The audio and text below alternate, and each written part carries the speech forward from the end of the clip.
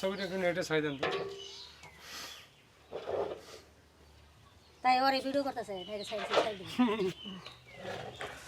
আমরা অনেকেই গর্ত করি, মানে এই গর্তটা দেখলে বোঝা যাবে যে একটা পূর্ণাঙ্গ গর্তটা আসলে কীরকম। অনেকে আমাকে প্রশ্ন করেছেন যে ভাই সবুজ শক্তি বায়োগ্যাস ড্রামটা পেয়েছি, এখন একটা গর্ত করবো, তা গর্তটা কতটুকু হওয়া উচিত? এটা কিন্তু একটা আদর্শ গর্ত। কারণ আদর্শ বলবো এই জন্য যে একে হচ্ছে লাল মাটি এমনিতেই শক্ত, আপনারা জানেন, মানে এটা মানে অনেক ভালো কাজ করে, এটা ডেবে যাওয়ার কোনো ভয় নাই। আপনার সেই আদর্শ জায়গাটা হবে যেখানে গর্তটা করবেন সেখানে যাতে জায়গাটা একটু মানে শক্ত হয় মাটিটা।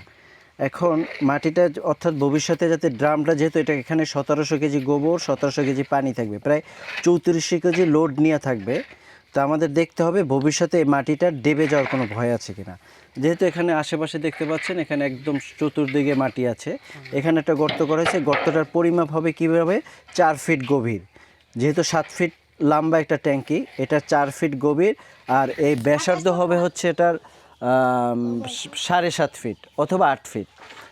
মানে ট্যাঙ্কির ব্যাসার্ধ কিন্তু 5.5 ফিট। এখন অনেকে ট্যাঙ্কির মাপ ধরে করে, কিন্তু এতে হয় কি ট্যাঙ্কির দুইটা আউটলাইন থাকে, গ্যাসের দুইটা আউটলাইন থাকে, একটা গোবরের একটা হচ্ছে গ্যাস প্রবেশ করার জন্য আরেকটা আউটলাইন থাকে।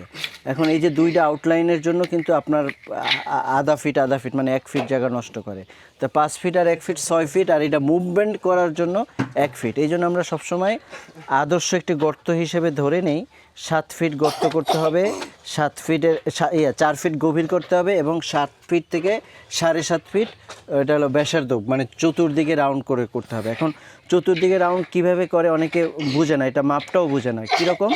আপনি 4 ফিট যদি একটা মানে কাঠি বা একটা সুতা নেন, জাস্ট মাঝখানে একটা কিছু দিয়ে এটা রাউন্ড করে এরকম মাপ দিলেই হয়। রাউন্ড করে যদি আপনি এখান থেকে এভাবে মানে 4 ফিট ধরে রাউন্ড দেন তাহলে একদম পুরোপুরি গোল হয়ে যাবে। তাহলে এই আমরা কিন্তু এখানে আসছি কালিয়াকৈর, আমাদের এই যে কী জানি লস্করতলা একটি গ্রামে আসছি।